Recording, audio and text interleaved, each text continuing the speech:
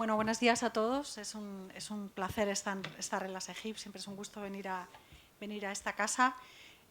Muchas gracias al Club de Madrid por organizar esta sesión, un debate tan pertinente dentro del programa Hablamos de Europa de la Secretaría de Estado de la Unión Europea. Un programa que ya es un veterano en España y que consigue además que nos pasemos el principio del otoño en España con múltiples debates acerca de Europa desde una perspectiva española, ¿no? Esta sesión se celebra con la mirada, sin duda, en la presidencia española del Consejo de la Unión Europea en el segundo semestre de 2023 y en un contexto de enorme rivalidad internacional, de competición, incluso en un contexto de violencia y de agresividad donde el multilateralismo ha sido la primera víctima, ¿no? Un multilateralismo que ya llegaba muy debilitado, ¿no? Como se pudo ver durante la pandemia y ha quedado de manifiesto su bloqueo en el actual conflicto bélico en Ucrania. La Unión Europea necesita el multilateralismo y un país que es una potencia media como España también despliega todo su potencial como actor internacional en un contexto donde el multilateralismo funciona, ¿no? Y para que ese multilateralismo funcione, países como España y organizaciones como la Unión Europea necesitan salir de este juego de suma cero y de un contexto de rivalidad entre grandes potencias y reactivar el multilateralismo. Para ello, la relación con los otros, y específicamente la relación con ese otro tan cercano como toda América Latina, es esencial. Y desde América Latina están llegando, también desde otras partes del mundo, ¿no? Están llegando mensajes muy claros sobre qué otro multilateralismo se debe poner en marcha, ¿no? Y la necesidad de reactivarlo. Para España y para la Unión Europea, pero sobre todo para España, la relación con América Latina está tan imbricada en nuestro ADN que muchas veces la damos por supuesta. Y pasa una pandemia y viene una guerra o una crisis financiera, que es el origen quizá de un progresivo debilitamiento de nuestra política hacia América Latina, y nos encontramos con que necesitamos reengancharnos rápidamente con América Latina, que hemos dado por supuesta una relación que sigue ahí con unos mimbres muy fuertes, pero que nada garantiza que vaya a ser igual, porque la región, como no podía ser de otra manera, experimenta enormes cambios, ¿no? De todo esto vamos a hablar en esta sesión con un título tan prometedor como La Unión Europea y América Latina y el Caribe, un futuro de valores compartidos. Tenemos una mesa interesantísima, una mesa que creo que va a ser difícil moderar por la calidad y por digamos, la fertilidad intelectual de todos los que la integran. Y no quiero quitar ya más tiempo, voy a dar paso al secretario general de la SEGIP, señor Alamán, muchas gracias por acogernos. Y luego daremos paso también al presidente del Club Madrid, a Danilo Tarc, que nos hablará en inglés y hará unas palabras introductorias. Muchas gracias, señor Alamán, cuando quiera. Bueno, muchísimas gracias. Muy buenos días a todos.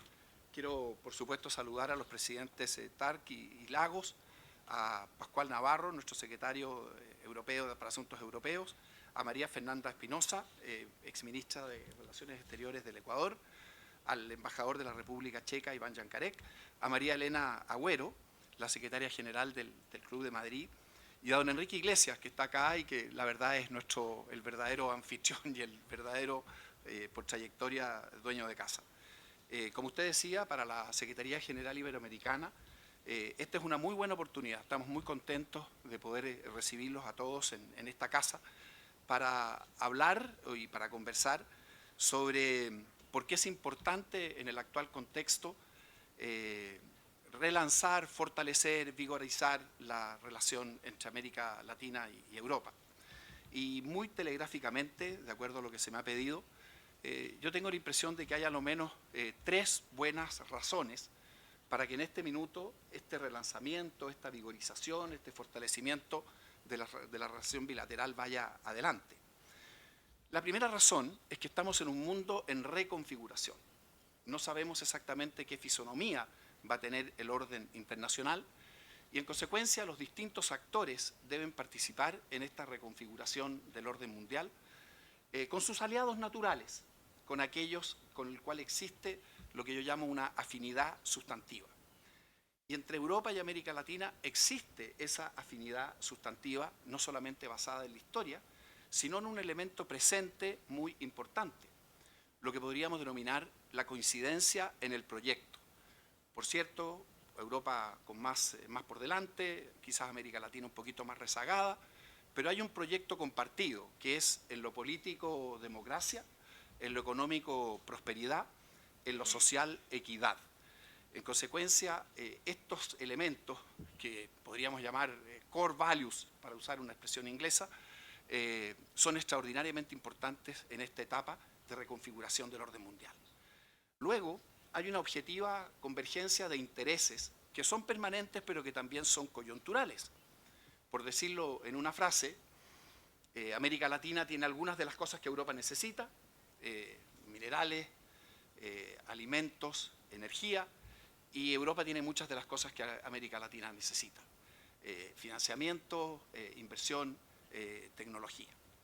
Y por último, América Latina y Europa pueden hoy día coincidir fácilmente en una agenda global, es decir, actuar en conjunto en el escenario global, por ejemplo, en temas tan importantes como el cambio climático o los esfuerzos que hay que realizar en términos de igualdad de género. Entonces tenemos afinidad sustantiva, tenemos convergencia de intereses y tenemos la posibilidad de trabajar en una agenda común. ¿Qué más razones se necesitan para fortalecer esta vinculación tan importante? The president of the Club de Madrid and president of Slovenia, Danilo Tark, will address his remarks in English. Mr. Tark, the floor is yours. Hope it works. Thank you very much, and let me start by saying how pleased I am to have the opportunity to address you at this very important and very interesting meeting that we are starting today. I'd like to say that Club de Madrid, an organization of 117 former democratically elected presidents and prime ministers, is an organization which owes deep gratitude to the city of Madrid and to Spain. Our organization was established 20 years ago at the initiative of presidents from different parts of the world, including several Latin American presidents. And since the very beginning, our organization has been striving to support certain basic core values, having been all of us elected democratically and firmly believing in the importance of democracy for the future of the world as a whole.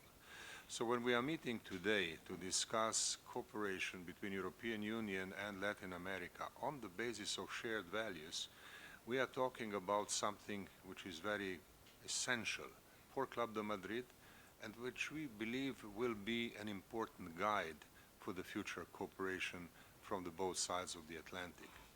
And when we talk about the Atlantic, we do not mean only North Atlantic. We mean both North and South Atlantic, and European Union and the whole of the Western Hemisphere, in particular Latin America. Now, I would like to use this opportunity to thank the organization, the SEGIP, for hosting us, for being a very trusted partner and understanding partner of this initiative, and the Foreign Ministry of Spain for having supported this initiative and other work that will lead the work of the European Union between now and the summit, which will be called between European Union and Latin American countries in the next year during the presidency of Spain. We are starting an important discussion today, and that discussion is starting from the premise of shared values. Now, I must say that sometimes the discussion of shared values is fairly superficial, and we have to look at issues of values such as democracy with a proper understanding of changes.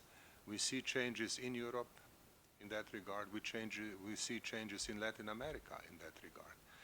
But we see commitment to democracy as being a very firm platform for the future. And that platform is becoming even more important in a globalized world, which is now coming from a very painful, traumatic experience of COVID-19 pandemic, where the new relations at the global level will have to be defined with a variety of new experiences and new perspectives. In this situation, European Union needs partners. And I'm speaking as former president of Slovenia, who in 2008, when we were presiding the European Union, helped in the organization of the summit between European Union and Latin America. And we have seen at that time already how important it is to build this partnership as an important basis for the European Union, and I emphasize for the European Union trying to be a global player.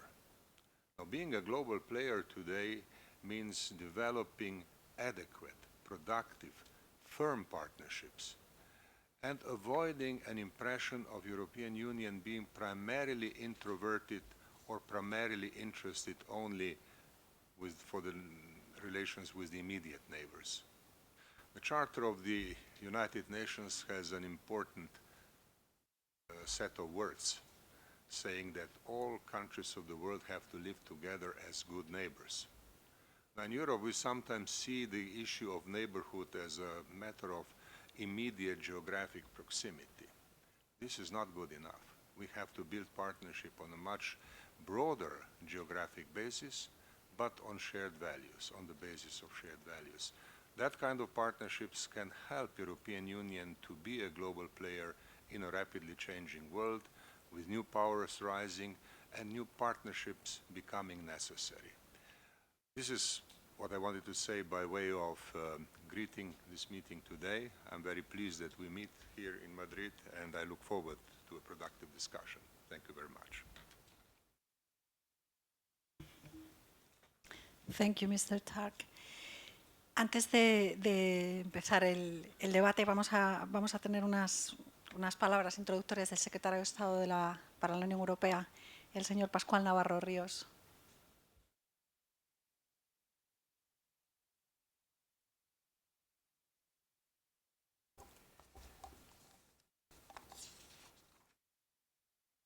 Bueno, buenos días. Es un placer poder participar y contribuir con estas palabras a esta mesa redonda. Es un honor para mí estar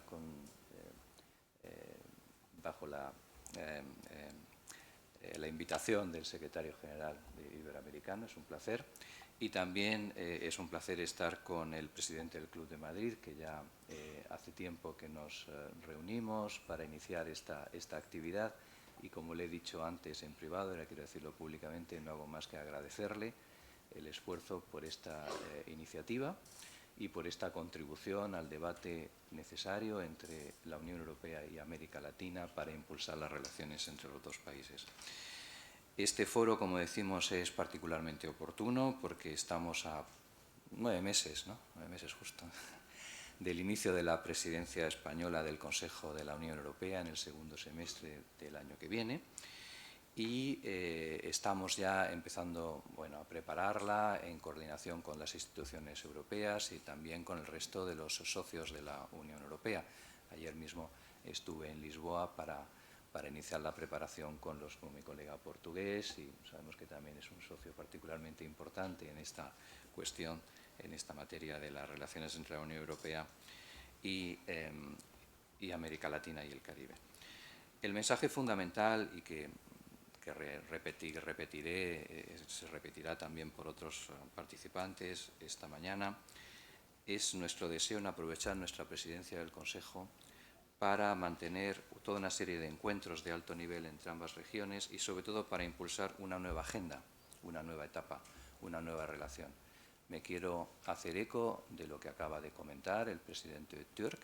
Nuestro gran objetivo es trabajar por bienes conjuntos, unos valores conjuntos, una contribución entre la Unión Europea y América Latina a la gobernabilidad global y a la solución de los problemas globales. Yo creo que el enfoque con el que el presidente Türk inicia esta actividad es el que nosotros le pedimos y es el que creo que debe estar en el objetivo de todos ustedes.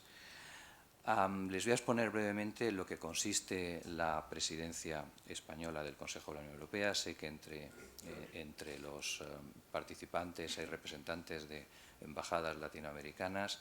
A mí me da mucho rubor explicar lo que es la presidencia española delante del secretario de Estado Ramón de Miguel y delante de la ministra Trinidad Jiménez, porque ellos han sido mis jefes y de quienes he aprendido en lo que es la presidencia. Pero les pido un poquito de indulgencia para el resto de los colegas y les agradezco también que estén con nosotros. Las grandes líneas de nuestra presidencia creo que han sido ya expuestas por nuestro presidente de Gobierno y por el ministro de Asuntos Exteriores, y lo que sí que quiero que entiendan es que la presidencia básicamente tiene una labor de impulsar los trabajos del Consejo, orientar e impulsar los trabajos del Consejo. ¿Qué es lo relevante de la presidencia española de la Unión Europea del próximo año? Bueno, que es la última de la legislatura, la última presidencia completa de la actual legislatura europea. Están previstas que el Parlamento Europeo se disuelva en marzo de 2024, que haya elecciones al Parlamento Europeo en mayo, por consiguiente en julio se tiene que elegir el nuevo presidente o presidenta de la Comisión. Los hearings son en septiembre y el discurso de Estado de la Nación pues en octubre más o menos. Es decir, el año 24 es un año de transición. Por consiguiente, lo normal es que en la última presidencia previa se intente cerrar el programa legislativo de la Comisión, del Consejo, conjunto de la Comisión y del Consejo, y hay un esfuerzo suplementario por parte de todos y un interés por parte de todos en cerrar esto. La Comisión, por supuesto, y el Parlamento también, pues los parlamentarios van después a las elecciones y por consiguiente quieren cerrar también cuál ha sido su programa de trabajo, ¿no? Para llevar adelante la presidencia, pues nosotros, la presidencia tiene que orientar las reuniones en Bruselas de los diferentes consejos, grupos de trabajo, etcétera, y toda una serie de reuniones informales que a lo largo del trimestre se van a celebrar básicamente en España. El objetivo de las reuniones informales es impulsar políticamente determinados expedientes, pero al mismo tiempo es poner en la agenda europea cuestiones que pueden ser relevantes para el siguiente programa legislativo. Es decir, el interés de estas reuniones es más mirar hacia el futuro. ¿Cuál va a ser el próximo programa legislativo de la Unión Europea a partir del año 24? Y las siguientes, el marco financiero plurianual, etcétera, etcétera, ¿no? ¿Cuáles van a ser las líneas de trabajo de la presidencia española? Bueno, como he dicho, básicamente es, en primer lugar, completar el programa de la Comisión, que es el programa, como todos saben, verde, digital, social. Ha avanzado muchísimo con las últimas presidencias, sobre todo la presidencia francesa, pero queda todavía una serie de expedientes importantes. Y sobre todo queda lo que se llaman los trílogos con el Parlamento, la discusión con el Parlamento, que se puede prolongar un poquito hasta nuestra presidencia. Esa es la primera tarea. La segunda es, a ese programa que todos teníamos de la Comisión se han añadido las iniciativas y propuestas para afrontar las crisis que ha habido durante este periodo legislativo, durante esta Comisión. Se heredó la crisis económica, no hay que olvidarla. Luego vino la crisis migratoria, que está olvidada también un poquito con lo que ha ocurrido después, pero que está ahí latente y es muy importante toda la cuestión migratoria.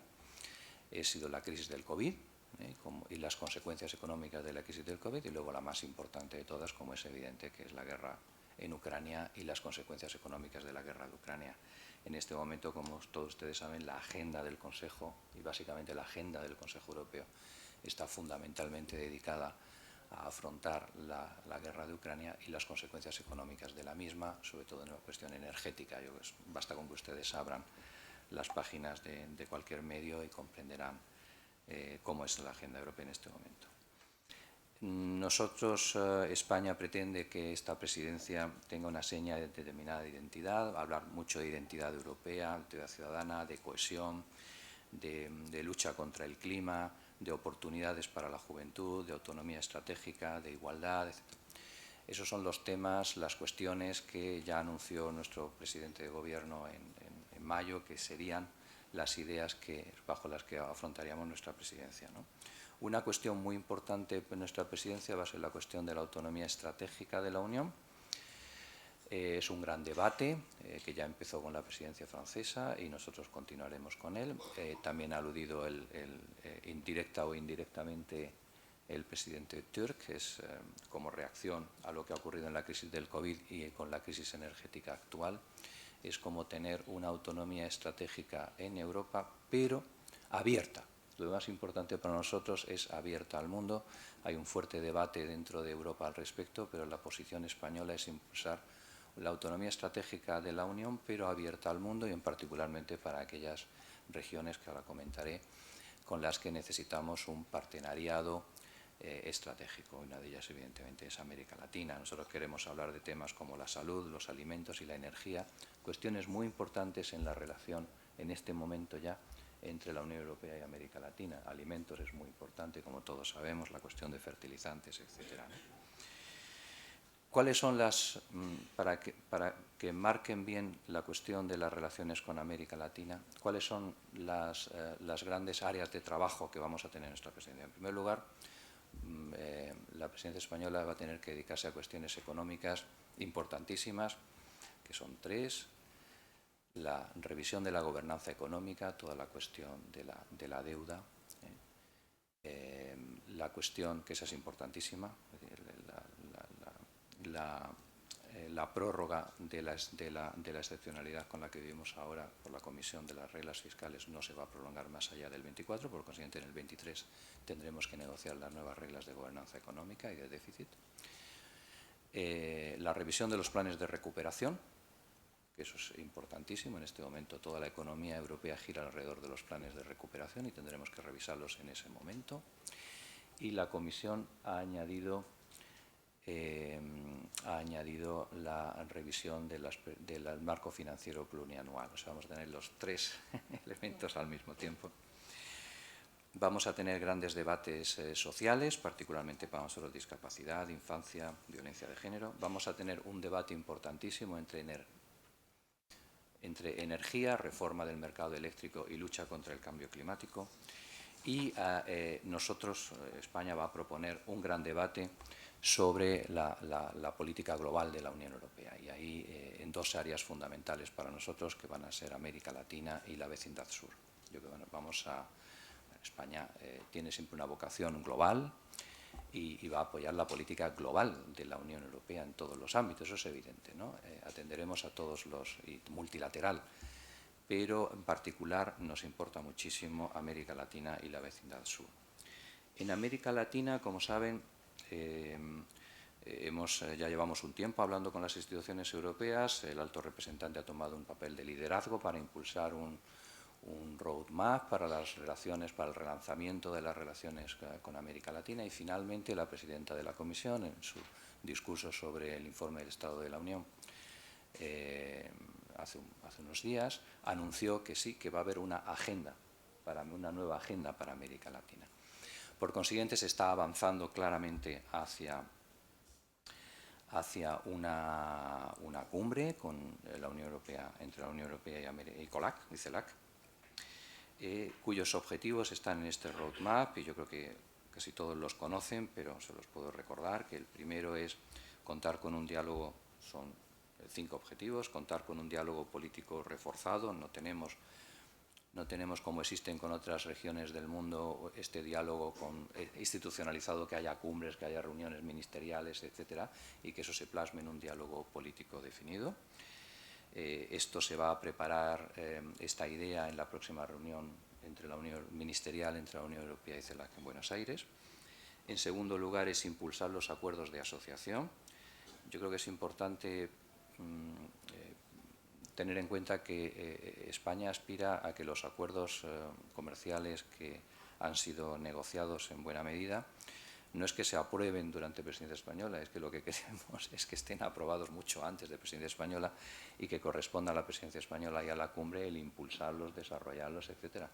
No es un objetivo de la cumbre concluir los acuerdos. Yo creo que sería, honestamente, pienso, un pequeño fracaso no conseguir que estos se impulsen, ahora que la presidencia checa de la Unión Europea está decidida a impulsarlo. Hasta ahora la presidencia sueca pensaba lo mismo, vamos a ver.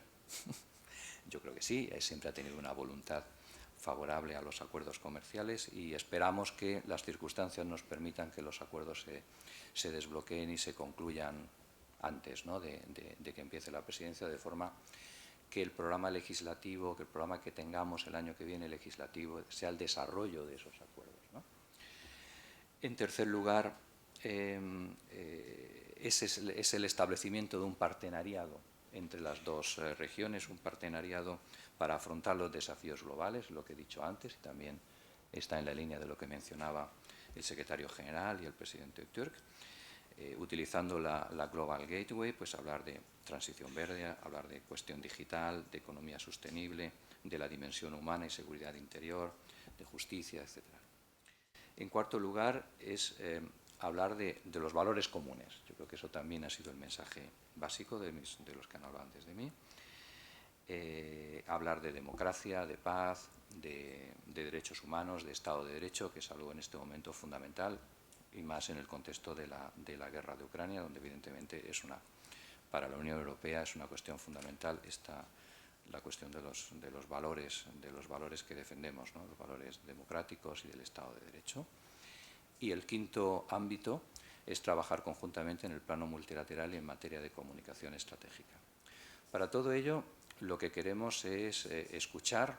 Yo creo que el planteamiento que nosotros pensamos es acercar a las dos regiones, es que la Unión Europea, como se ha recordado antes, hace 8 años que no tiene que la Unión Europea reflexione sobre lo que significa América Latina para la Unión Europea, sobre lo que significa las dos regiones en el contexto global y con otras, incorporando otras regiones del mundo. Y decidamos juntos cuál es el camino que podamos seguir. Entonces, nosotros estamos muy involucrados a través de la Secretaría de Estado, del Ministerio de Exteriores, en un diálogo con la sociedad civil. Para nosotros es muy importante el seminario de hoy, que habíamos hablado con el Club de Madrid. Como saben, va a hacer una contribución particular al punto 4 que he dicho, que es democracia y Estado de Derecho, y a la cuestión de asuntos sociales. Creo que es uno de los objetivos de este seminario.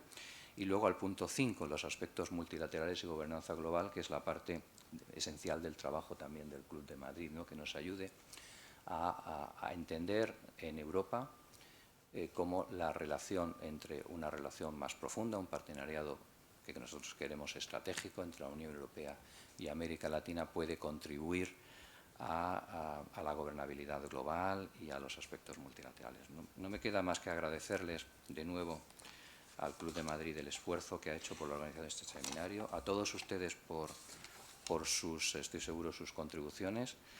Les puedo garantizar que las necesitamos. Como siempre digo, cualquier buena idea es muy bienvenida.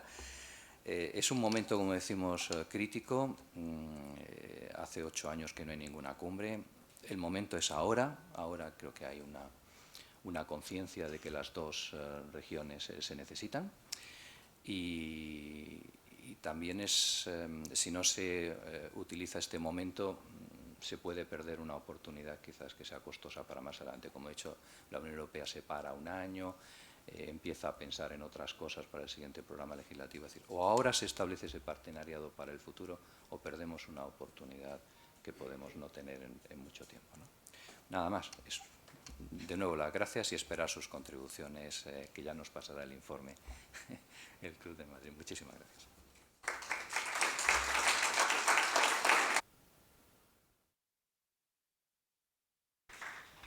Muchísimas gracias, secretario de Estado, por haber detallado también el programa de España para la presidencia y específicamente los puntos relativos al impulso con la relación con América Latina. Yo quería empezar con una ronda rápida a todos los participantes en la mesa sobre, en su opinión, cuáles son los valores compartidos entre ambas regiones. Pero, como vamos un poco mal de tiempo y no quiero ir tan agobiada, y los ha explicado el secretario de Estado, ¿no?, democracia, derechos humanos, paz, etcétera. Yo creo que nos vamos a saltar esta ronda inicial y vamos a ir directamente a las intervenciones específicas. Y quería empezar con el presidente, con Ricardo Lagos, preguntándole cuáles son las implicaciones geopolíticas actuales, ¿no?, en la relación entre América Latina y la Unión Europea, y por qué es tan relevante la próxima cumbre. Muchas gracias. Muchas gracias por la invitación a participar acá de este foro tan distinguido, en esta institución tan distinguida. Y quiero decir que para mí es un agrado volver a estar acá en esta Secretaría General Iberoamericana. Dicho esto, entremos en materia. Creo que este debate que está teniendo lugar se inserta en un cambio muy superior y muy mayor del que tenemos y podemos apreciar. Estamos dejando atrás los 200 y tantos años de revolución industrial que impregnaron nuestro modo de entender el mundo en torno a la dignidad del ser humano. Y quedando allá la revolución industrial, emerge a estas alturas con fuerza ante nosotros la revolución digital, que va a cambiar totalmente los valores de cómo entendemos lo anterior. Izquierdas y derechas en la revolución industrial. Es muy importante tener la plata para comprar la máquina. No, perdóneme, si lo importante es los trabajadores que hacen productiva la máquina. Y ahí tenemos izquierdas y derechas, ¿verdad? Mire qué simple. Pero eso que era tan simple y permitía entender las coordenadas políticas de la revolución industrial, cambian completamente en el mundo digital. Y ojo, la consecuencia de la democracia, que es por definición representativa, porque elegimos a los representantes para poder aplicar las ideas de cada uno de nosotros, ciudadanos electores, bueno, cambia un poco, porque ahora el príncipe, quien quiera que sea, está en condiciones de decir, ¿está usted de acuerdo con lo que quiero hacer? Quiero hacer tal cosa. ¿Está de acuerdo? Marque 1. En desacuerdo, marque 2. No quiere opinar, marque 3. Nada impide entonces una consulta inmediata y no esperar los 4 años para saber cómo le fue en su gestión de gobierno. ¿Qué instituciones políticas van a surgir por motivo de esta realidad? No lo sé. Lo que sí sé es que cuando alguien inventó la imprenta, hace mucho tiempo, ¿verdad? Pasaron más de 100 años hasta que con la imprenta a alguien se le ocurriera hacer un diario. Y si entendiendo lo que publica el diario, lo que el príncipe tiene que resolver en estos días con su corte, bueno, ahora entonces se cambió un poco el tema, ¿no? Porque puede estar en contacto directamente. No estoy diciendo que vamos a vivir en un periodo de autogobierno, no. Lo que estoy diciendo es simplemente que vamos a superar la democracia representativa, no. Pero que va a haber una interacción inmediata que hasta ahora no la tenemos. ¿Qué instituciones políticas van a surgir? Del diario surgió la democracia, porque si todos sabemos lo que va a hacer el príncipe con su corte, ¿por qué no me consultan a mí que sé leer y escribir? Ahora el príncipe está en condiciones de estar directamente escuchando lo que la gente le quiere decir. ¿Qué instituciones van a surgir? Lo veremos. Dentro de este contexto, que ya de por sí es desafiante, hay un segundo contexto, que es el que tiene que ver con el cambio climático y en la forma como ahora los seres humanos entendemos que los recursos del planeta Tierra son limitados y por lo tanto el tema que si los recursos son limitados, la supervivencia del ser humano a partir de creer que los recursos son ilimitados está en cuestión. Y por lo tanto el tema fundamental es cómo introduce en toda esta constelación cambio climático si queremos asegurar que las generaciones futuras que nos siguen a nosotros podrán seguir viviendo en la Tierra. Y el tercer elemento que me parece que es crucial es la forma como se están dando las nuevas correlaciones a nivel del mundo. Conversábamos anteriormente, previo a esta reunión, lo que a mi juicio es un cambio epocal muy grande, la nueva relación entre China y India. Esa relación entre China e India significa 50% de la población mundial. Y ellos están mirando entonces a un tema que es muy importante. El motor del crecimiento económico después de la Segunda Guerra Mundial fue el Atlántico Norte. Y el Atlántico Norte desarrolló también entonces las condiciones que tenemos y conocemos y las instituciones del Atlántico Norte, porque ahí estaba el dinamismo de la economía mundial. Hoy no nos engañemos, todos miramos al sur, sur, sur, estamos mirando entonces al Asia-Pacífico, estamos mirando, para ser más precisos, al sur del Asia-Pacífico, y ahí es donde se va a definir buena parte de las nuevas correlaciones. ¿Qué va a surgir en esa parte del mundo? El Atlántico Sur va a ser donde se va a jugar el equivalente al Atlántico Norte que se jugó a finales del siglo pasado. Y ahora entonces tenemos que hacernos cargo de eso. Y si esa es la nueva realidad, entonces no es menor. ¿Qué es lo que hacemos para mirar a esa parte del mundo? Ver a esta nueva emergencia posible entre estos dos colosos que forman parte de la mitad de los seres humanos que viven en el planeta Tierra, y en donde hay un mundo en ebullición, en donde los que hasta ayer eran las grandes potencias, hoy día tenemos una correlación distinta. ¿Y cómo nos preparamos para ello? Entre América Latina y Unión Europea, porque ahí sí hay un punto de partida. Son valores fundamentales que van a la esencia de los que están, que es la democracia como la concebimos. Y la sabemos amenazada por muchos factores, pero que tenemos que poner estos elementos que he mencionado como elementos centrales. Y esto es tal vez el desafío de este nuevo mundo que emerge, el que llevó al secretario general de Naciones Unidas a decir, hagamos ahora la cumbre del futuro, y la cumbre del futuro como una modalidad que tiene que conjugarse con todos estos elementos, que son nuevos, inéditos. El cambio epocal por una parte y un cambio climático que nos desafía.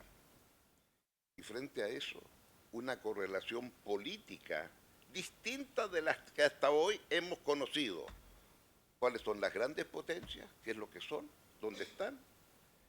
Y es aquí entonces donde me parece que esta relación entre América Latina y Europa nos pueden permitir, a través de los valores fundamentales, tratar de abordar y prepararnos y pensar un poquito qué queremos hacer en la cumbre del futuro, si es que queremos que en esa cumbre, que será muy compleja, tener alguna voz.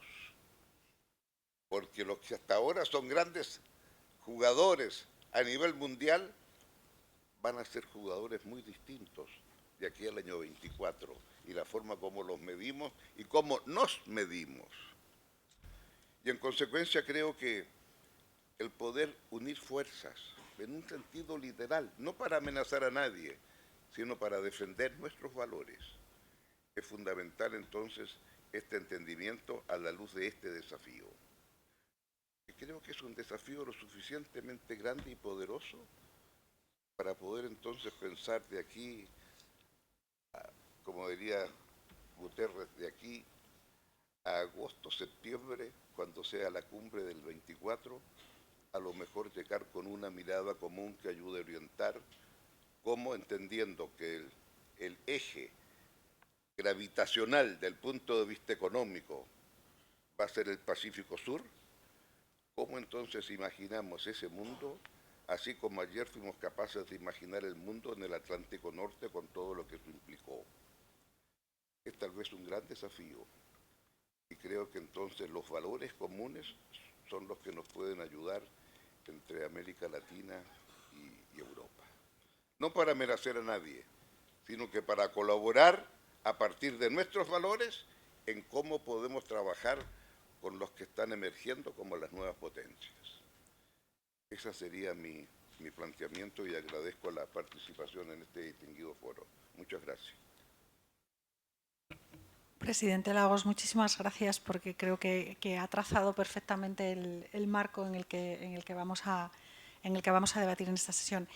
discúlpeme por la descortesía, pero no he presentado a los ponentes, aunque todos conocen sus biografías, pero lo voy a hacer muy rápidamente. Bueno, Ricardo Lagos, expresidente de Chile entre 2000 y 2006 y miembro del Club de Madrid. María Fernanda Espinosa, con quien vamos a hablar ahora mismo, exministra de Asuntos Exteriores de Ecuador y presidenta de la 73 edición de la Asamblea General de las Naciones Unidas. A Danilo Turk y Andrés Alamán no me he olvidado de presentarlos al inicio de esta sesión, discúlpenme. Señora Espinosa, teniendo en cuenta este contexto que ha explicado también el presidente Lagos, ¿no? Este cambio de época, ¿no? Impulsado y acelerado por la digitalización, por el cambio climático, por el giro hacia el Pacífico, ¿cómo podemos poner entre la Unión Europea y América Latina los valores entre ambas regiones para revitalizar el sistema multilateral? Es decir, para encontrar una voz en este sistema global en el que tan difícil va a ser tener una voz, como ha dicho el presidente Lagos. Muchas gracias.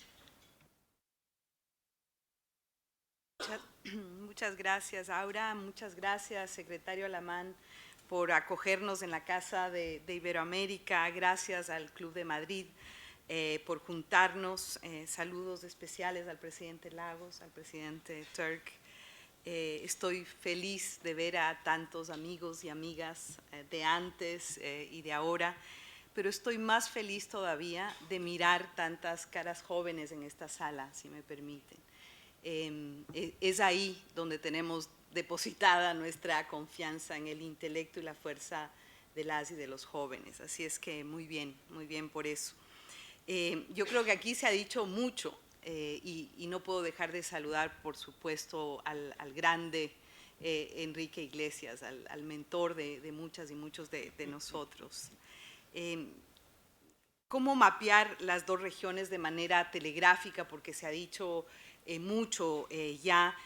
Yo creo que este diálogo, la cooperación, la alianza entre América Latina y el Caribe y la Unión Europea se enmarca, como ya se ha dicho, en un escenario de crisis generalizada, ¿no? Una crisis financiera, climática, de seguridad, de desconfianza de la ciudadanía en las instituciones democráticas, y eso es muy grave, incluyendo a las instituciones multilaterales. Es un momento de transición y de realineamiento geopolítico, sin duda, como lo ha dicho el presidente Lagos.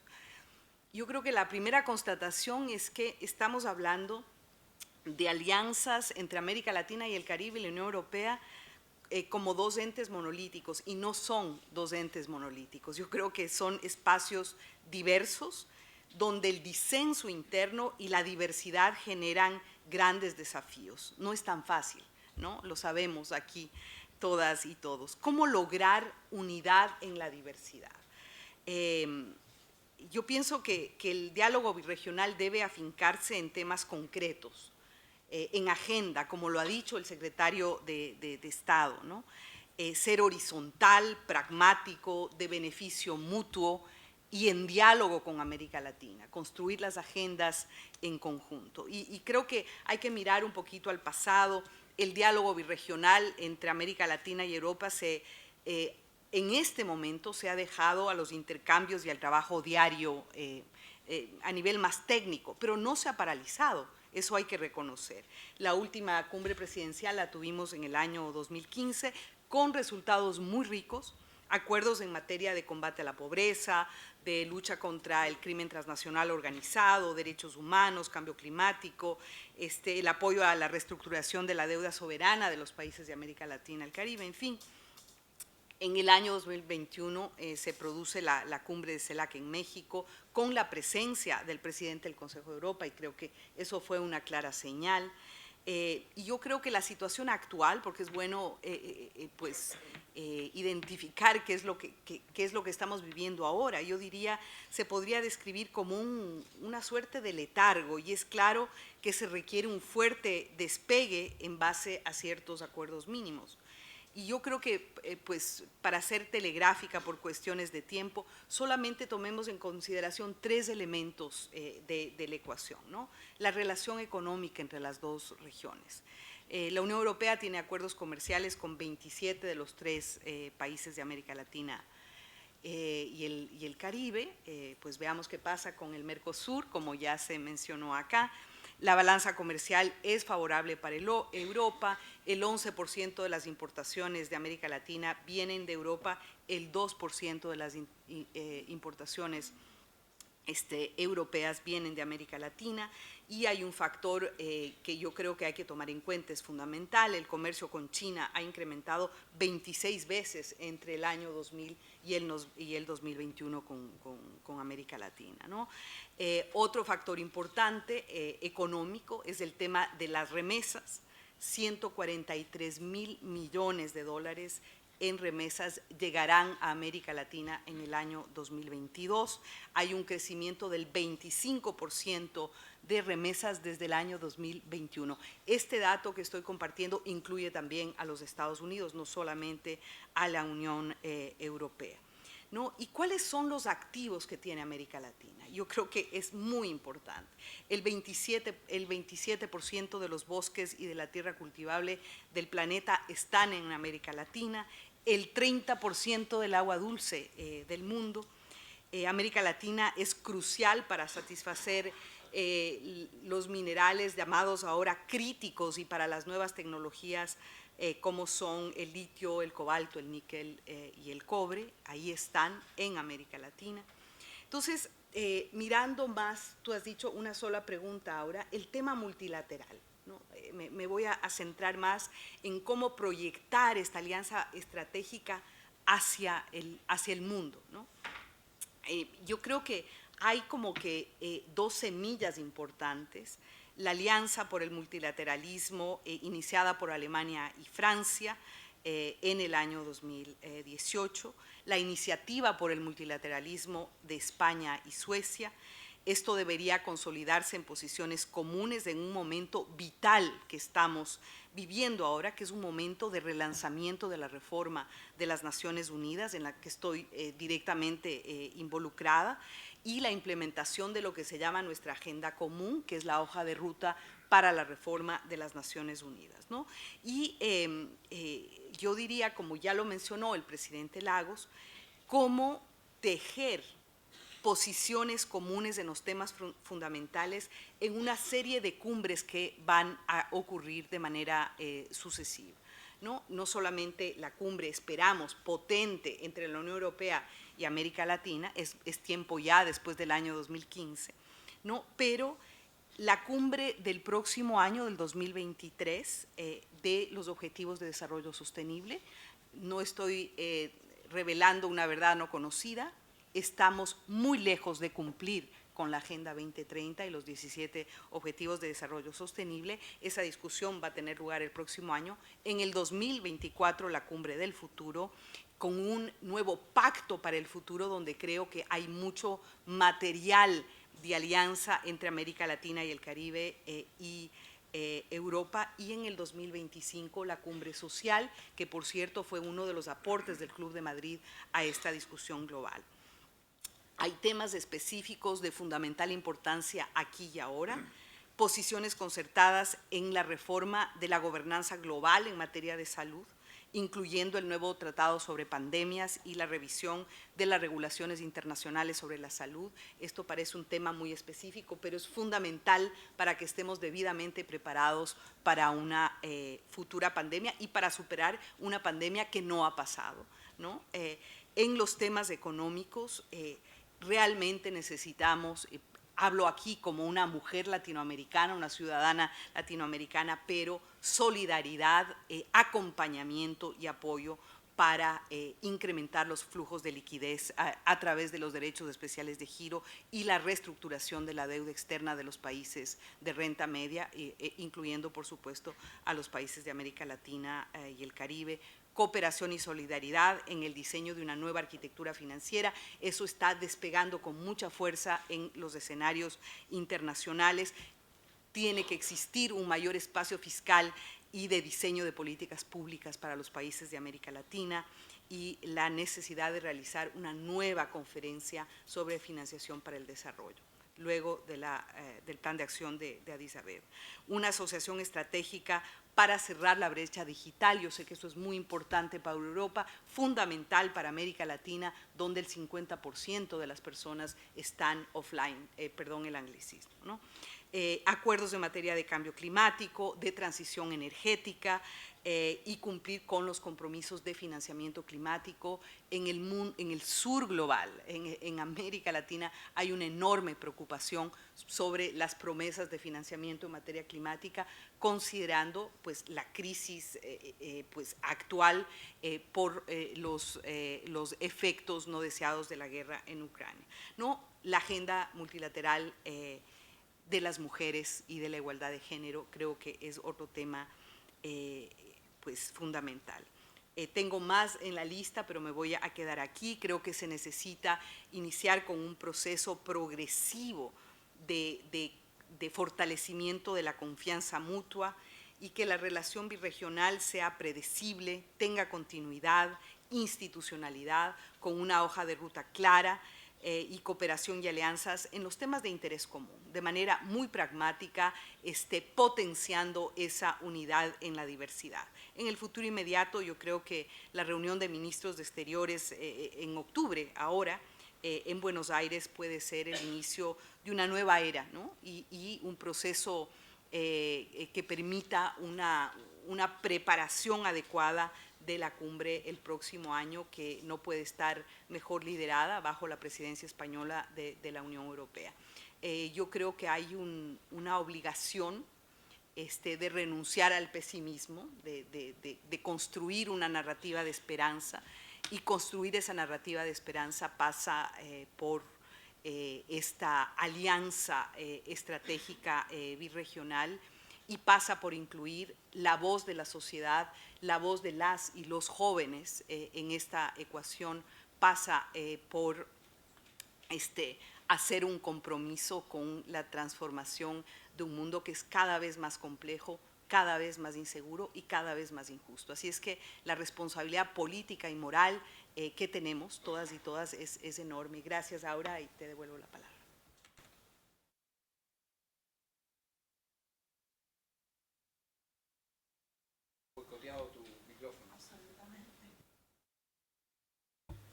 Thank you, Maria Fernanda Espinosa. Mr. Tark, we have already mentioned specific topics, such as digitalization, global warming, but this session is about values. And I would like to introduce the one of major topics nowadays, which is democracy, the future of democracy. How can the relation between the European Union and Latin America can contribute to protecting democracy, the future of democracy, in both regions and also worldwide? Well, thank you for the question, and let me say that it's a great advantage to speak after President Lagos and after my friend Maria Fernanda Espinosa, who have already covered a lot of ground, so I can continue from what was already said and explain the following. In the Club de Madrid, we shall, of course, continue with our discussions, and those discussions will be focused on the issues of democracy as a matter of common values. Now, I think the first thing we need to do is we need to deepen that discussion. We need to deepen the discussion on democracy with the understanding of diversity, on which Maria Fernanda Espinosa has just spoken. We have plenty of diversity in that regard within European Union, and we have even more diversity in that regard in Latin America and the Caribbean. So we have to grasp that diversity better. We need a deeper discussion, and we need to figure out, we need to define the common challenges that need to be addressed. And some of them are already fairly clear. The digital era has already opened up a whole new set of problems for democracy. Democracy has to function in a digitalized world, which is a new world. And in order to function adequately in that digitalized world, it is necessary to strengthen the participatory dimension of democracy. Democracy cannot be reduced to a representative aspect, to elections every 4 years, to representative aspects that we know from the industrial era, but has to gradually develop the participatory function in a direction that would strengthen the societies. So the first thing is deepen the discussion, look into the problems of democracy, and see what is essential in the digital era. The second task is to see how democracy can better deliver. It's the delivery aspect of democracy. People like democracy not because it is procedurally beautiful. People like democracy if it produces better results. And better results means social justice and fairness. There has to be a delivery for everybody. Has to be greater fairness, has to be greater social justice for everybody. And here we see that the world has moved into an era of injustice, an era of income disparity, wealth disparity, which is really destabilizing and has a negative impact on democracy. So we have to look into that, see what kind of social effects and social measures are necessary in order for democracy to thrive and to be a solid value as a basis for working together between European Union, Latin America, and the Caribbean, and with the global effect. So, delivery aspect. And the third one is the necessary conditions for all of this. Because things in real life don't happen just because we are having good ideas. Things in real life happen if we have the right conditions. And we have to be very precise on the question of what conditions need to be established in order to be able to speak about values as something real, not as a grand idea. Let me give you two examples, and Maria Fernanda Espinosa has already alluded to them. One of them is public health. Now, in the COVID-19, we have discovered that there are real threats to global public health. Is global public health a global public good? Is this something where the world has to work together much better and in a more effective way in order to create conditions in which democracy will thrive and delivery of democracy will be possible? And of course, here we have multilateral tasks. We have tasks to deal with the question of how to organize the multilateral system better. Global health governance has to be put on a higher level in the global agenda, and appropriate solutions have to be found. Now we know that currently negotiations are taking place within WHO, but this is not going to be an easy process, and it is likely to take place for a number of years, and we have to work together. We know that in Latin America, in particular, the effects of COVID-19 have been particularly devastating. And we know that middle-income countries, again, Latin America is largely middle income. Middle-income countries have been particularly badly affected with the consequences of COVID-19, the economic consequences, that the fiscal space for many countries is shrinking. And how do we deal with that? Because with the shrinking fiscal space, it will be very difficult to do anything. Anything in the health sector, anything in the sector of protection of democracy, and so forth. So we need to figure out solutions in that regard as well. And again, when one talks about this, one cannot miss to say, well, maybe we should look into the international financial system again. Maybe we should, see what changes are necessary and what changes must be immediate. Again, I would favor the summit of European Union and Latin America and Caribbean to look into that as well, because it is not a separate kind of distant space-based issue. It is a vital issue that affects everything that we are discussing today, that affects the need to protect our common values better. And in order for that to be achieved, you need to have changes at the multilateral level, at the global level. So you see, what I'm trying to say is, well, we can clearly analyze and define specific elements, but we must also see them in conjunction. We must see them, how they work together. And some of them are not new. Some of them are really very well established as problems, and we need to address them very seriously, and Club de Madrid will do its part in this process. Thank you. Thank you very much, Mr. Tark. Your remarks connects perfectly with the next question, because you have talked about the aspects of democracy. Señor Alemán, quería preguntarle precisamente sobre esto. ¿De qué manera la cumbre entre la Unión Europea y la CELAC puede centrarse o situar en un lugar importante de su agenda el desarrollo social en el centro del debate, para que ambas regiones avancen en la definición de unos nuevos contratos sociales? Bueno, la pregunta que usted hace va al fondo de lo que de alguna manera se ha mencionado acá y mencionaba el presidente Tark. La verdad que la democracia admite a lo menos, no es así, dos reflexiones. Una que podríamos decir más global, en este nuevo mundo que ha dibujado también el presidente Lagos, los países, los bloques tienen que plantearse cuánto quieren poner por delante la vocación democrática para los efectos de la configuración del nuevo orden y para los efectos de la configuración de las alianzas que en definitiva entre los distintos países se está produciendo. Hace algún tiempo se daba por sentado una suerte de vocación democrática generalizada, pero hoy día nos damos cuenta de que hay sectores, hay países, hay zonas donde hay un cuestionamiento, lo que podríamos llamar a los fundamentos de la democracia. De manera que uno de los debates que de alguna manera surge es el que podríamos localizar entre autoritarismo y democracia como dos grandes visiones que hoy día de alguna manera confluyen.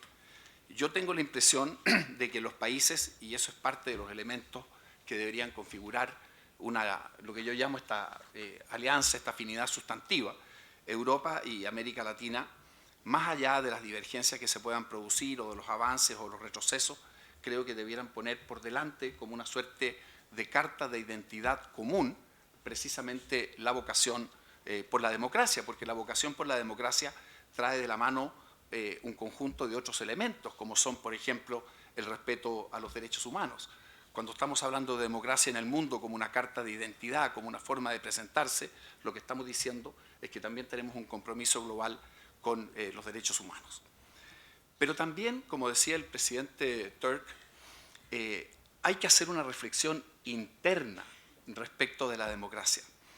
Y una de las amenazas que la democracia tiene, o una de las tensiones que la democracia hoy día enfrenta, es precisamente, como el presidente Turk señalaba, el tema del desempeño.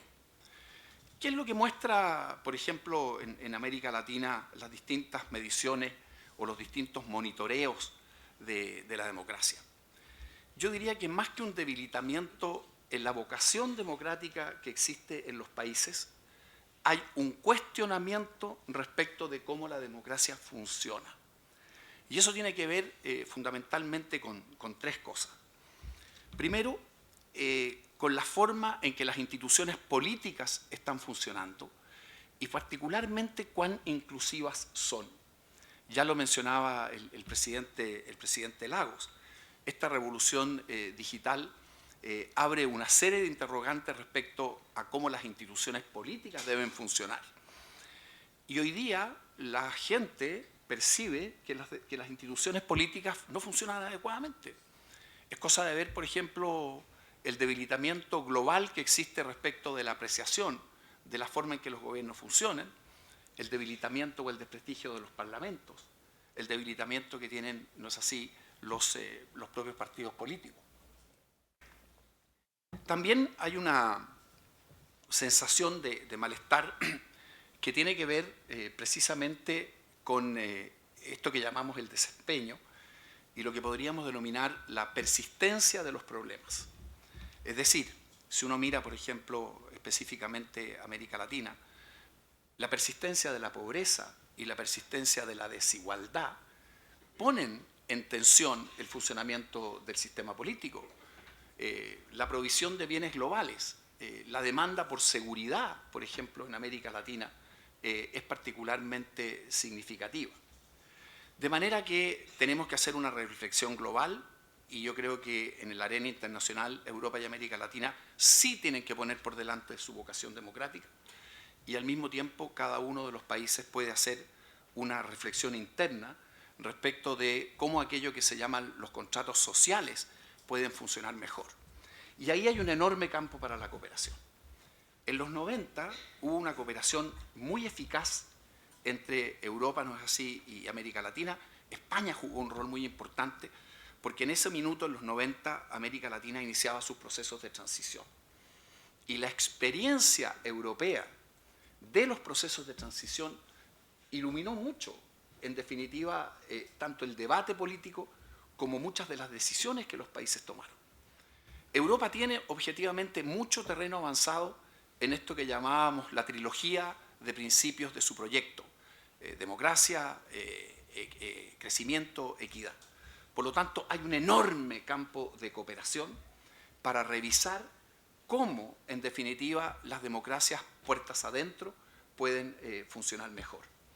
Y esto implica que en la conversación, en el diálogo que se produzca entre Europa y América Latina, tienen que estar estas dos facetas. Cómo ambas regiones, al presentarse en el nuevo escenario internacional, ponen por delante un valor tan importante como es el régimen democrático. Y cómo ambas regiones reflexionan en conjunto respecto a cómo hacer que el régimen democrático, puertas adentro, funcione de mejor manera. Si la democracia puertas adentro funciona mal, es muy difícil presentarla puertas afuera como debiéramos presentarla. Por lo tanto, hay que trabajar en estas dos direcciones. Muchísimas gracias, señora Alamán.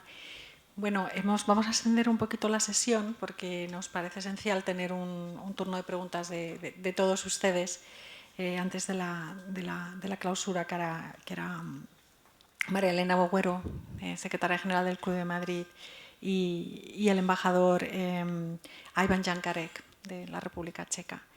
Tenemos un micrófono. Les agradecería que se presentasen, que hiciesen una pregunta lo más breve y concisa posible y que también indicasen a qué persona de la mesa va dirigida. Hay preguntas por aquí. ¿El micrófono dónde está? ¿No hay preguntas? Contábamos con un turno largo de preguntas. Bueno, sí.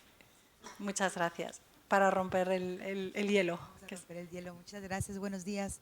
Mi nombre es Mónica Bolaños, yo soy embajadora de Guatemala aquí en España.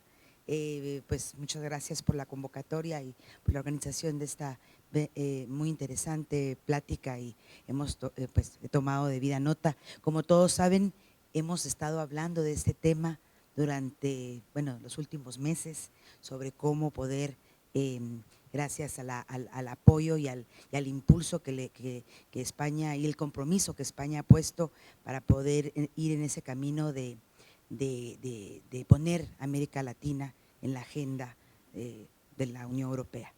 Ahora, y claro, yo estoy de acuerdo con todas las presentaciones, pero siempre me llega, tengo siempre una duda y un debate interno, y cualquiera me puede contestar. Cómo poder llegar con esa diversidad que tenemos, no solo en América Latina, sino también se está viendo ahora en Europa, cómo poder llegar a la mesa de diálogo y de negociación, a poner todas estas buenas ideas que se están dando, sin que sea una… y que estamos hablando de valores comunes, pero son valores comunes, pero no son muchos. Son varios, pero no son completos. ¿Cómo poder tratar de llegar a la mesa sin que algunos países de América Latina, porque es la realidad, lleguen sin pensar que va a llegar a un diálogo sin condiciones, sin condicionamientos, sin yo voy a ayudarte, pero tienes que hacer esto, esto, esto, esto y esto. Y nosotros vamos a poder seguir haciendo un diálogo y un apoyo mutuo, pero estas son las reglas del juego. Claro, todos queremos cooperar, es parte de los objetivos de desarrollo del sostenible, las alianzas que tenemos que hacer, y estoy totalmente de acuerdo, por ejemplo, con el secretario general, con todas esas afinidades que tenemos, ¿verdad? Y lo que nosotros podemos lograr y lo que podemos aprender, y el beneficio de estar trabajando juntos. pero cómo poder llegar a la mesa y cómo poder convencer a todos los dirigentes de las dos regiones que van a llegar a un acuerdo sin condiciones. No sé si me explico bien, pero es una realidad que está ahí y que para varios países va a ser fundamental poder llegar a sentarse y con esa confianza de poder lograr avances como se hizo en la última cumbre. Gracias. Muchas gracias, embajadora. ¿Hay alguna pregunta más? Sí, ahí al fondo, señor Pachi Aldecoa, luego justo detrás de él y a la derecha. Muchas gracias. Muchas gracias. Yo soy el presidente del Consejo Federal Español del Movimiento Europeo. Y estoy encantado de estar aquí con ustedes. Me ha gustado el planteamiento y las aportaciones. Como representante de la sociedad civil europea o una de las organizaciones potentes, yo he hecho en falta que por lo menos nosotros no conocemos una organización de la sociedad civil latinoamericana, que sería imprescindible para un diálogo entre Europa y América Latina. En Europa tenemos una organización potente, el Movimiento Europeo Internacional tiene 70 organizaciones y está en pleno desarrollo. Sobre todo está en pleno desarrollo ante las dificultades que se encuentran en Europa. Por otro lado, no coincidimos con el análisis de que el ciudadano, posiblemente en Latinoamérica, en Europa no, que hay un desapego de las instituciones. En la última encuesta del Eurobarómetro dice lo contrario. Es la vez, desde que se hacen los eurobarómetros, que más apoyo tienen las instituciones. Por cierto, las instituciones europeas más que a los gobiernos de los Estados miembros, en casi todos los países. Hay alguna excepción, incluso en el nuestro. No hay excepción. Quiero decir que la guerra, la pandemia, ha producido una reacción en los ciudadanos a favor de la profundización de la construcción europea. Y es creciente. Y lo que se trata es de poder asimilar esto en relación con América Latina, que también, no en esa encuesta, en otras encuestas se ve que el lazo es la visión común internacional, la misma visión del mundo. Y eso es en lo que queremos trabajar juntos para la presidencia española. Por cierto, yo no puedo olvidar que el Parlamento Europeo ha pedido la reforma de los tratados y que todavía el Consejo no lo ha planteado. Esperamos que la presidencia española, porque las dos presidencias anteriores es muy difícil que lo pongan en marcha, ya que no estaban de acuerdo, se ponga en marcha. Y esto es especialmente importante para la relación con América Latina. Es imposible tomar decisiones claves con la unanimidad. Esto se tiene que resolver, y se tiene que resolver ya. Y es la gran dificultad que tiene la política exterior europea. Muchas gracias. Muchas gracias. Detrás del... Gracias. Buenos días. Mi nombre es Jorge, soy estudiante de la Carlos III aquí en Madrid y tenía dos preguntas. Un mayor acercamiento entre la Unión Europea y América Latina es muy beneficioso y yo sí creo que se debió haber empezado hace muchísimo tiempo. Sin embargo, tengo dos preguntas. La primera, ¿cómo haría la Unión para acercarse a países con regímenes un poco más autoritarios, como podría ser Venezuela, Nicaragua o Cuba? Y la otra es que yo creo que más que el problema cultural, yo creo que el problema podría ser la inestabilidad que hay en esta región, ya que muchas veces un gobierno va a hacer un tratado con un país o algo, pierde las elecciones y el siguiente piensa todo lo contrario. Entonces, ¿cómo podría ser la Unión Europea si va a hacer un tratado, por ejemplo, con Perú, por dar un ejemplo, y luego el presidente pierde las elecciones y el siguiente no quiere nada que ver con eso? O sea, ¿qué podría hacer en ese caso la Unión Europea? Muchas gracias. La pregunta es para todos, no para alguien en específico. Muchas gracias. Y por ahí otra, y ya es la última, y ahora hacemos una ronda de respuestas. Buenas, yo también soy aquí estudiante de la Carlos III, de Economía y Relaciones Internacionales. Y bueno, en relación también al título de la mesa, y entiendo que ha sido muy breve, pero me esperaba algo más que para compartir un futuro de valores, igual deberíamos también empezar por compartir un presente de educación, ¿no? Y entonces, ¿cómo se afronta desde la dualidad europea y latinoamericana, ¿no? Como una educación que converja en muchos puntos y específicamente y en algunos que crearán más controversia, pues bueno, ahora mismo hablamos de los valores compartidos, muy idílico y todo pues, muy bonito sobre la mesa, pero la realidad es que compartimos una historia que no ha sido tan bonita durante todos los años y cómo se afronta, por ejemplo, desde la educación, una educación que converja incluso en esos puntos históricos aquí en Europa y en Latinoamérica. Bueno, me puede responder cualquiera, pero igual el señor Lagos, como exministro de Educación, también puede darme un punto de vista más interesante. Muchas gracias. Muchísimas gracias. La verdad es que da gusto que la mitad de las preguntas vengan de estudiantes que sí que hayan venido aquí a conversar con nosotros. Yo había hecho un reparto de las preguntas, pero no quiero, no quiero entorpecer un poco la petición que ha hecho este último estudiante. Y podemos empezar por aquí, ¿no? Sobre compartir unos valores, pero compartir un presente de educación, una educación quizá más convergente, teniendo en cuenta el pasado que tenemos, ¿no? Señor Lagos, ¿se anima usted con esta pregunta? Creo que en muchas de las preguntas lo que está implícito es cómo medimos el avance que podemos tener frente a los desafíos que aquí se han planteado. ¿Cómo medimos el índice de desarrollo humano? ¿Cómo medimos si estamos enfrentando a lo que se ha planteado respecto al tema de desigualdad? ¿Somos capaces de medir los niveles concretamente a nivel de nuestros países? ¿Podemos hacer una medición a nivel internacional que tenga la respetabilidad de la mayoría de aquellos que van a ser medidos? Naciones Unidas ha intentado el índice de desarrollo humano a través del Programa de Naciones Unidas para el Desarrollo. Bueno, ¿cuántos de esos índices han ganado respetabilidad internacional que en definitiva aquellos que están encargados de llevar adelante las políticas que aquí se pueden discutir, cuántas de esas políticas son, comillas, exitosas, fracasadas, buenas intenciones, etcétera, etcétera? Y creo que tal vez entonces algo que es un desafío para los distintos organismos sería intentar, estamos en condiciones, precisamente por las nuevas tecnologías, las del mundo digital, hacer un índice de cuánto de estos elementos son medibles.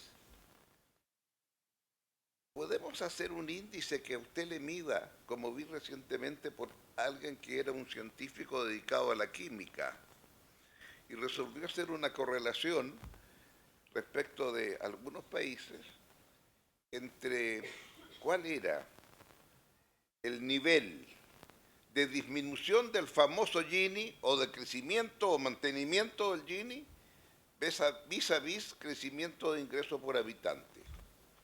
El ingreso por habitante lo mido aquí, el índice de Gini lo mido acá y vemos cómo es que estamos avanzando. Muchas veces nos vamos a encontrar que tenemos más crecimiento, pero también el Gini no baja, o a la inversa.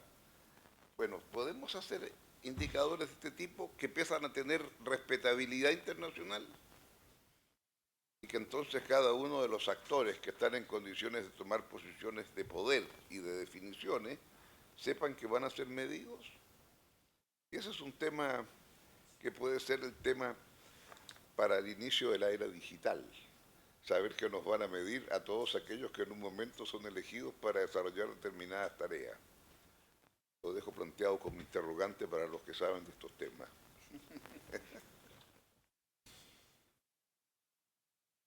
Perdón. Creo que tenemos que... Sí.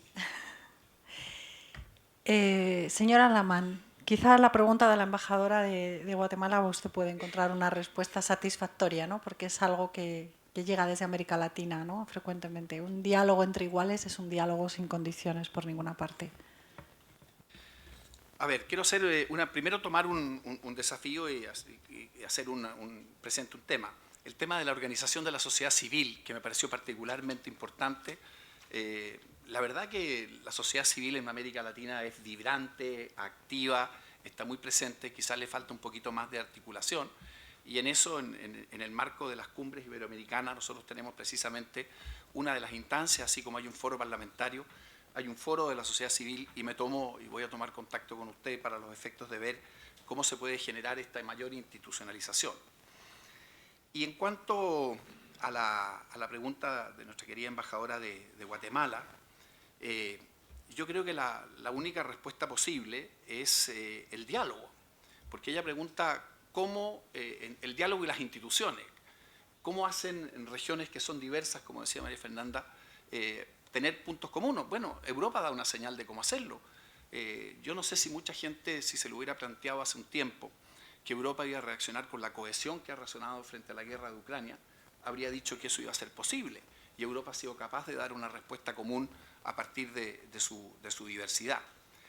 Pero creo que la otra forma de pensar lo que se plantea como pregunta tiene que ver con aspectos prácticos. Y yo aquí quiero simplemente avanzar una idea personal. ¿Cómo queremos que cambie la relación entre Europa y América Latina a contar no solamente de las cumbres, sino del proceso del próximo año o de este año, a partir de las cumbres de CELAC, de la cumbre iberoamericana, de la presidencia española? Yo creo que hay 5 cambios que deberían ponerse en el escenario. El primero es precisamente el de institucionalizar el diálogo político.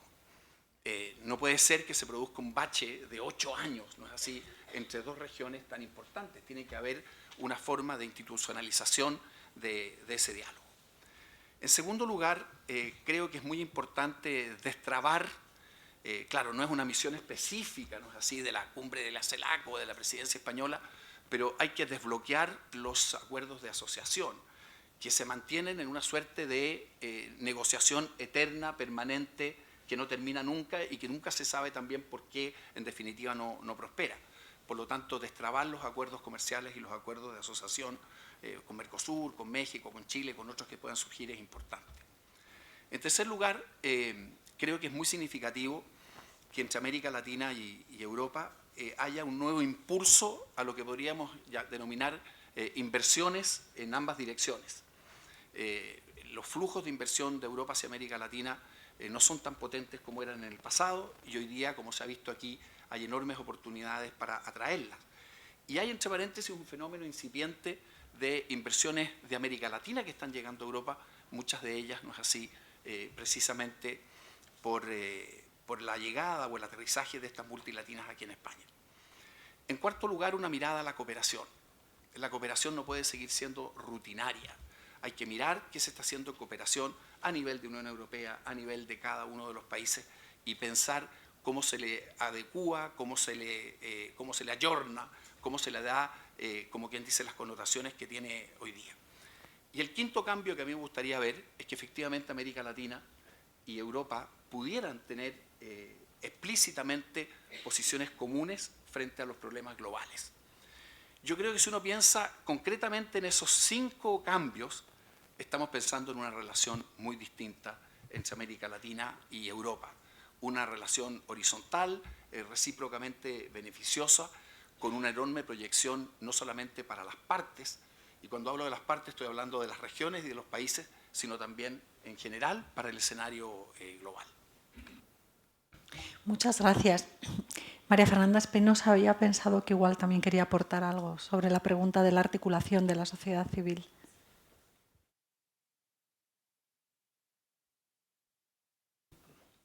Bueno, no mucho que agregar, simplemente decir que efectivamente la sociedad civil en América Latina y el Caribe es vibrante, enorme, tiene espacios de influencia muy importantes, pero quizá está organizada de manera temática, sobre temas específicos, ¿no? No se me ocurre ahora una gran organización de la sociedad civil que sea pannacional sobre temas globales, pero existen miles de organizaciones trabajando la agenda de cambio climático, la agenda de derechos de las mujeres, igualdad de género, la agenda verde, en fin. Es decir, hay una gran mina importante para establecer diálogo y alianzas entre las sociedades civiles de Europa y América Latina y el Caribe, ¿no? Sobre la pregunta que hace la embajadora de Guatemala, y es un poco la persona que habló de la Universidad Carlos III, cómo incluir a ciertos países, cómo catalogar a ciertos países que pueden ser más o menos democráticos. Realmente la experiencia nos ha demostrado que la magia del diálogo birregional y en general de los diálogos, incluso bilaterales, es el arte de procesar diferencias y procesar disensos. No somos dos entes monolíticos iguales que pensamos lo mismo, que tenemos los mismos proyectos, en fin. Hablamos de valores comunes, pero son mínimos. Concuerdo con la embajadora de Guatemala. La gran diversidad que existe al interior de Europa, y aquí lo sabemos, vemos los regímenes políticos diversos dentro de la Unión Europea, vemos lo que está pasando en América Latina. No son diálogos entre bloques monolíticos. Tiene que ser una construcción de alianzas con una geometría variable, si se quiere, pero la magia es la generación de confianza, la institucionalización, concuerdo plenamente con el secretario Alamán, acuerdos sobre temas específicos, no grandes acuerdos grandilocuentes, no, temas específicos, agenda específica, institucionalización, una alianza predecible, una alianza sostenida en el tiempo sobre acuerdos temáticos específicos.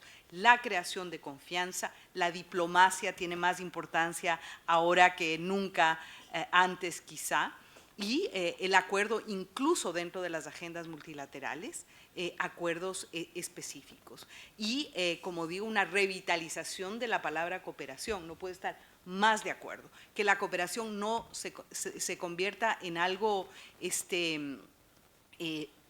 burocrático, rutinario, sino realmente la cooperación en base a la solidaridad, a la confianza mutua y a la capacidad de procesar los disensos. Esa es la magia, pero procesar los disensos se hace solamente con una herramienta, el diálogo y la diplomacia.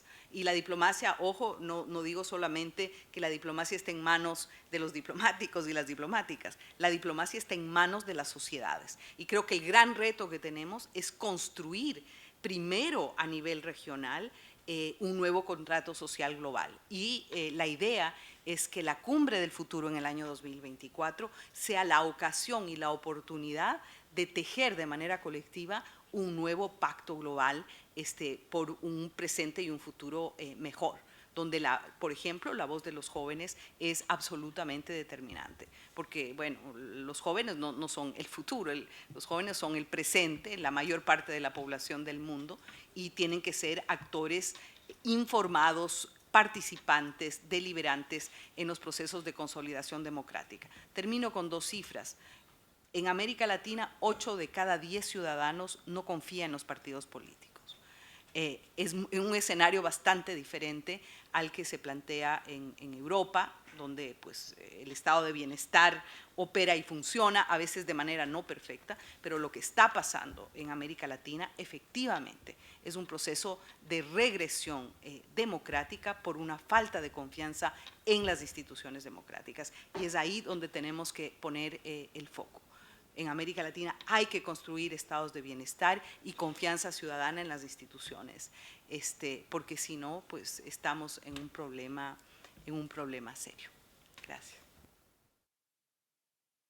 And Mr. Stark, I think that maybe you want to add something about on the question of democracy. How should the European Union talk to countries which cannot be considered full democracy or democracies at all? Thank you, and I must say I like the way you formulated the question.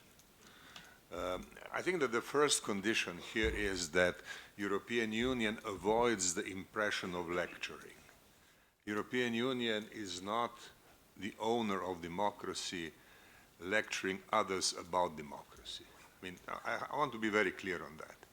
And I'm saying this as a person who in 1980s and early 90s was involved in the human rights movement which has brought democracy to a large part of Europe. And as was explained already in our discussion, this process coincided with the democratic transformation in Latin America. We realized that we have much more in common than we believed before. And the democratic transformation of late 1980s and 1990s showed that very clearly. Now, each country is different. Again, diversity is there, but diversity does not mean that we cannot make progress all together. Of course, everybody in a little different form, and everybody primarily, improving oneself.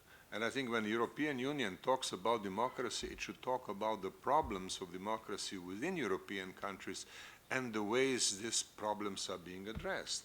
That applies, in my firm conviction, to the United States as well, which, of course, we all see has big problems with the functioning of democratic institutions. And, of course, the way to deal with them is to talk openly about that and to share these views with the rest of the world.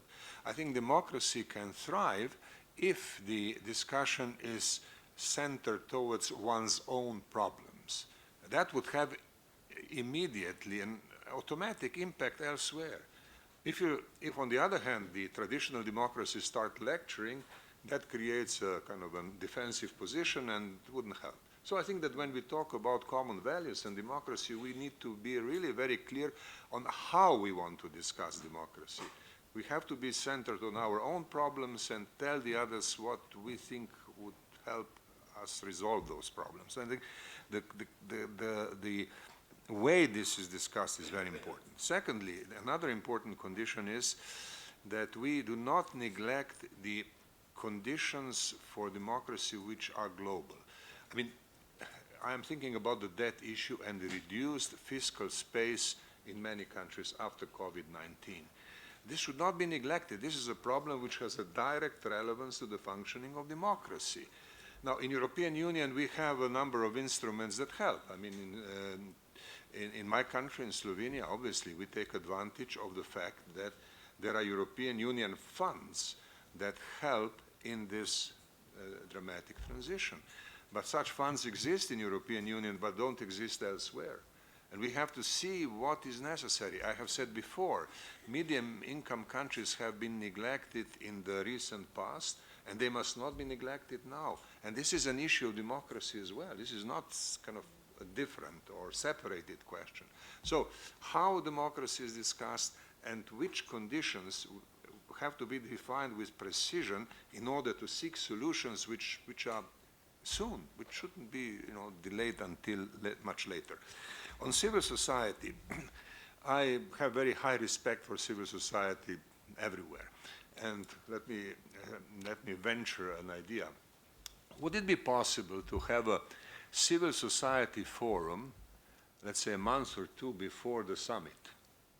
Civil society forum which will bring together major civil society organizations from Latin America and from Europe in a forum to discuss issues that are common and have to be addressed by the summit, and where civil society can project a message to the summit.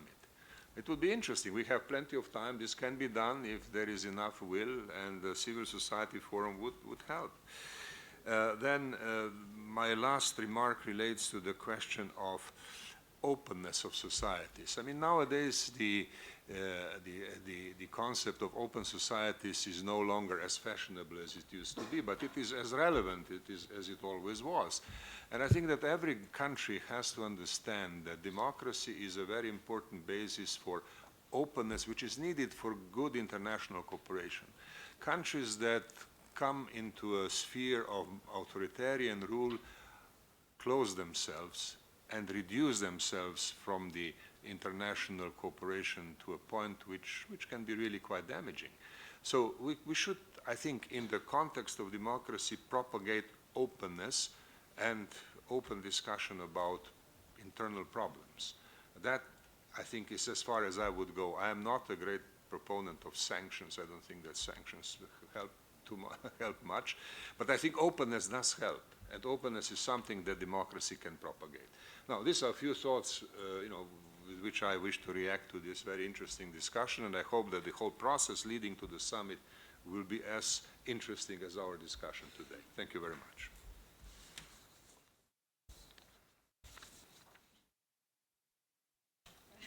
siguen boicoteando. Bueno, no voy a quitar más tiempo. Thank you very much for your comments and ideas. They are splendid. Vamos a terminar esta sesión que ha empezado un poco tarde, entonces tampoco nos hemos extendido tanto, con una intervención del embajador de República Checa en España. Como saben, la República Checa es el país que está teniendo ahora mismo la presidencia de la Unión Europea, del Consejo de la Unión Europea. Y a continuación cerrará la sesión María Elena Agüero como secretaria general del Club de Madrid. Embajador Jan Karek, cuando quiera. Ah, está ahí.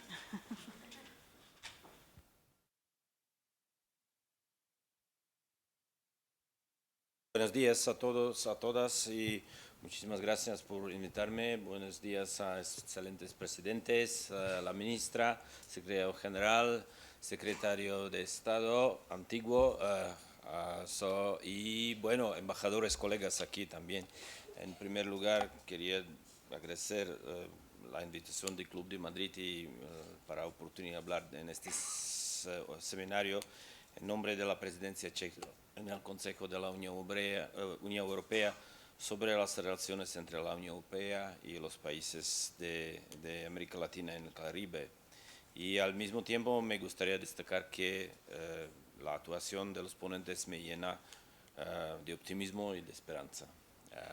Como probablemente sepan, tengo una experiencia personal con América Latina. Estuve como embajador checo en Brasil, concurrente con Venezuela, Surinam, Guayana, y después de volver a Chequia estaba trabajando en ministerio en los asuntos también con países no europeos, incluyendo América Latina y Caribe.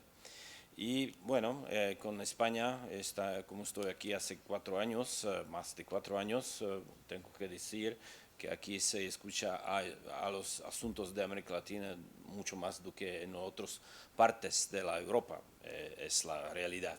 Y tenemos esto en cuenta, que Europa tiene muchas prioridades y es un actor geopolítico y claro, para España es muy importante tener en cuenta la situación en América Latina y progredir en esta ruta. Ahora estamos actualmente, lamentablemente, en un periodo turbulento, cuyo catalizador es la agresión de la Federación Rusa contra Ucrania, independiente y soberana. Y como un representante de un país de tamaño medio, quería decir que tiene también una experiencia personal histórica negativa de la violación de su soberanía e independencia. Solo 2 memorias de nuestra historia: el Tratado de Múnich, 38, cuando los grandes poderes de aquel tiempo de la Europa, Francia, Alemania, Italia, hicieron un acuerdo con Alemania y cesaron una parte de nuestro territorio y durante 9 meses tuvimos Segunda Guerra Mundial. Y después, Primavera de Praga, 68, que se acabó con la entrada de las Fuerzas Armadas de Unión Soviética y 500.000 soldados, acabaron con una tentativa de tener un socialismo con cara humana.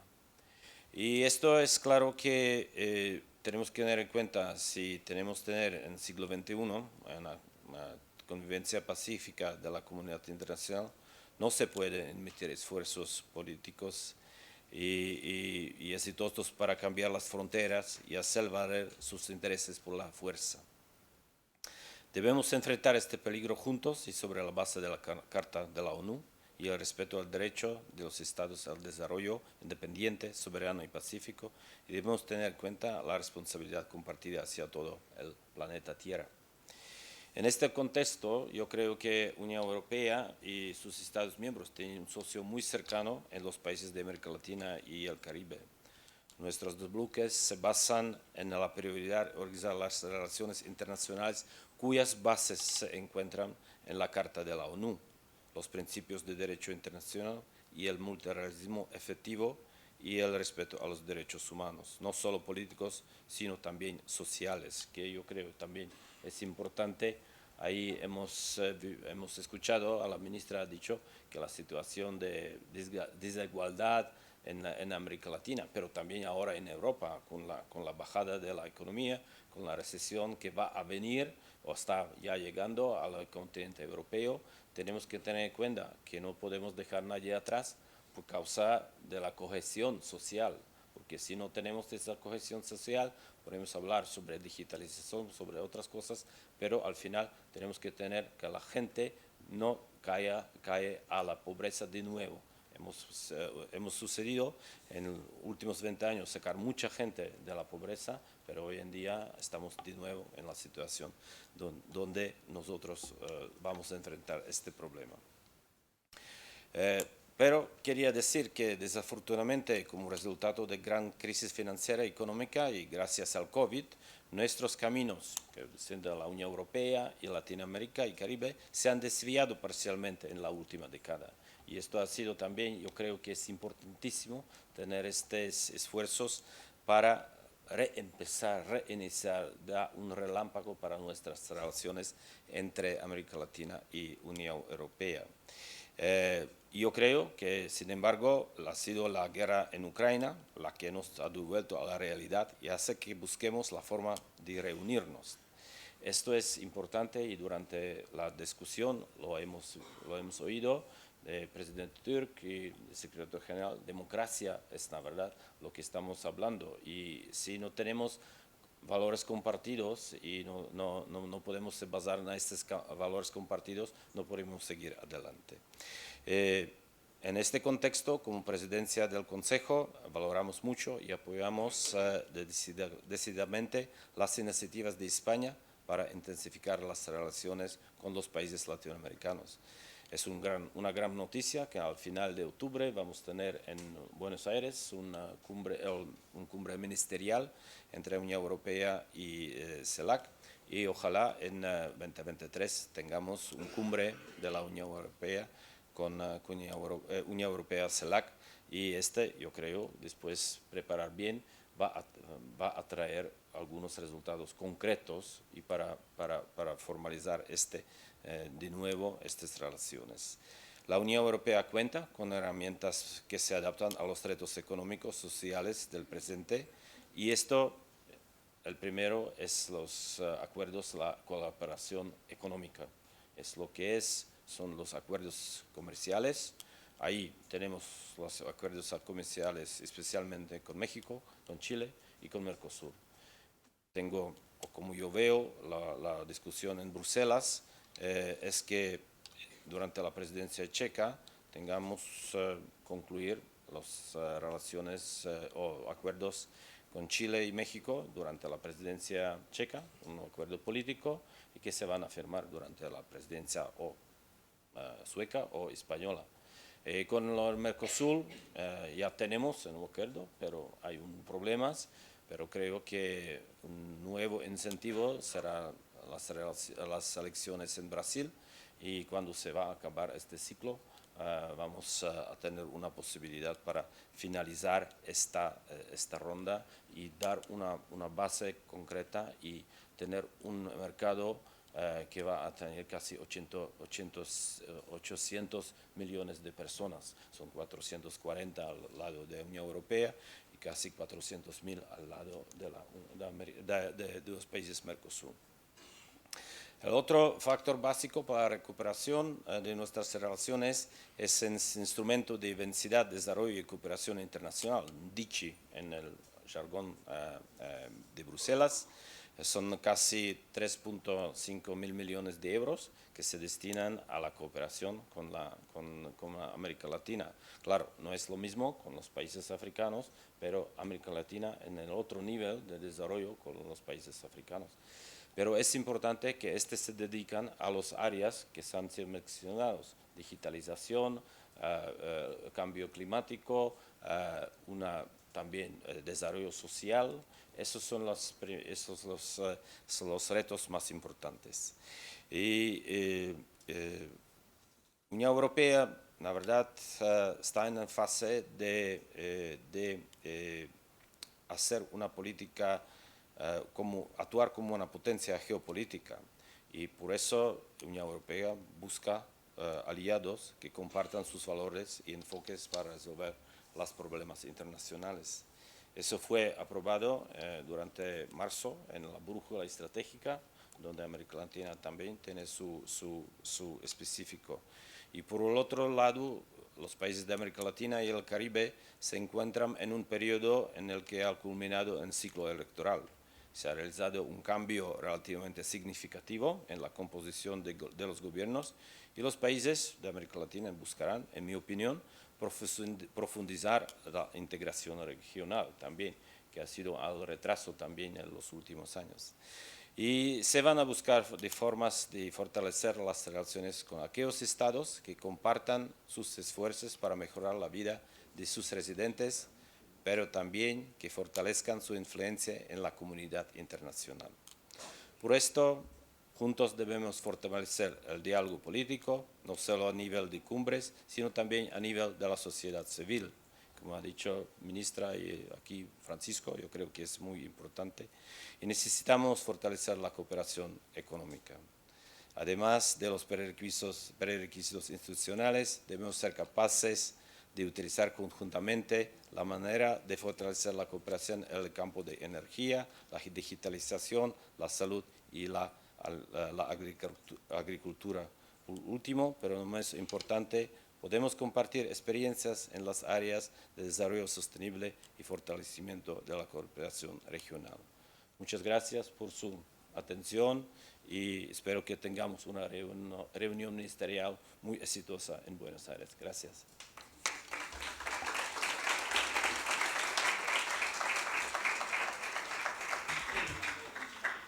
María Elena Agüero. De solo sí. Bueno, no me queda más que agradecer a todos, agradecer por una parte la confianza que nos ha brindado el Ministerio de Asuntos Exteriores y de Cooperación, la presencia del secretario de Estado Navarro, por agradecer también al secretario general Alamán, a nuestros miembros, evidentemente, por acompañarnos en el inicio de este proceso, por agradecer a María Fernanda Espinosa, también asesora del Club de Madrid, y acompañarnos en lo que, como acabo de decir, es el inicio de un ejercicio que solo pretende facilitar un diálogo que es importante, apoyar un diálogo y un proceso que todos estamos convencidos que va a brindarnos un cambio, a facilitar ese cambio en la relación, ese cambio al que aspiramos y que buscamos, y contar con el apoyo para seguir trabajando en este camino y en este proceso y en los distintos pasos que ya se han comentado en cuanto a la reunión ministerial, la cumbre que va a tener lugar durante la presidencia española, pero sobre todo el después, el día después de todos esos hitos, cómo vamos a actuar, porque se trata de actuar, reflexionar sí, pero también actuar. Así que muchísimas gracias a todos.